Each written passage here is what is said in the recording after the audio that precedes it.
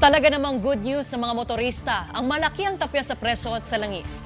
Pero bukod sa rollback, abay sumabay din po ang pag-arangkada ng 10 piso kada litro na fuel subsidy.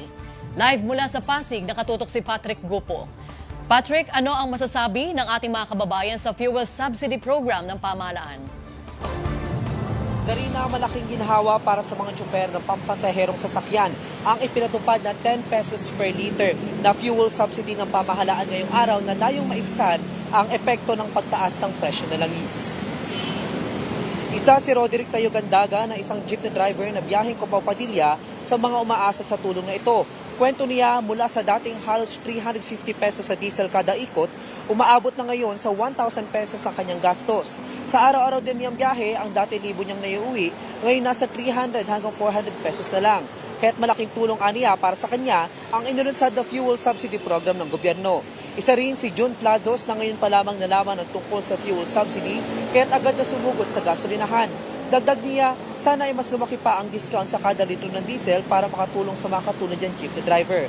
Kaugnay nito, nagsagawa ng joint inspection ang Department of Transportation at Department of Energy kasama ang Land Transportation and Franchising Regulatory Board para sa maayos na implementasyon ng programa ngayong araw. Sa ilalim ng programa, otomatikong ibinabawas ang 10 pesos sa bawat litro ng diesel sa mga accredited gas stations na nakaling sa system ng Land Bank at LTFRB. Maaring umabot sa 150 liters kada linggo ang coverage o katumbas ng hanggang 1,500 pesos na matitipid ng bawat tsuper.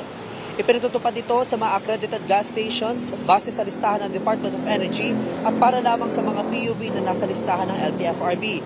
Sa kasalukuyan, nasa mahigit 50 gas stations pa lamang kasama sa pilot implementation sa Metro Manila, ngunit inaasahang palalawakin pa ito sa buong bansa. Inaasahan na mga abot sa halos 142,000 ng mga jeepney at UV Express sa makikinabang sa programa sa buong bansa. Ayon naman sa Department of Energy, mula sa pondo ng PNOC kukunin ang panggastos sa programa at patuloy pa itong pag-aaralan para mapalawak at mapabuti ang sistema. Ayon naman kay LTFRB Chairperson Attorney Vigor Mendoza, pasimula pa lamang ang programang ito na nakatutok muna sa mga jeepney at AUV sa Metro Manila. Dagdag niya, kapag naayos na ang sistema, agad din itong palalawakin sa iba pang bahagi ng bansa sa koordinasyon ng DOTR at DOE.